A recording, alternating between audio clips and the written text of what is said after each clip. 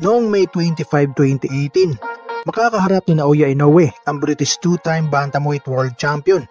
Pero isang linggo bago pa man naganap ang kanilang bakbakan, ay nagsabi nga itong British professional boxer na gamit ang kanilang mga makabagong teknolohiya at mga iba't ibang uri ng mga pag-aaral at pampalakas para mapanatiling world champion si Jamie McDonnell.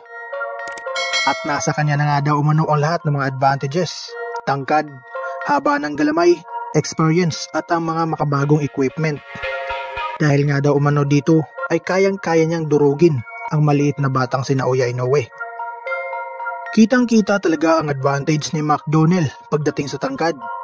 At totoo nga namang talagang nagmumukha ngang bata si Naoya Inoue pag pinagtabi ang dalawa.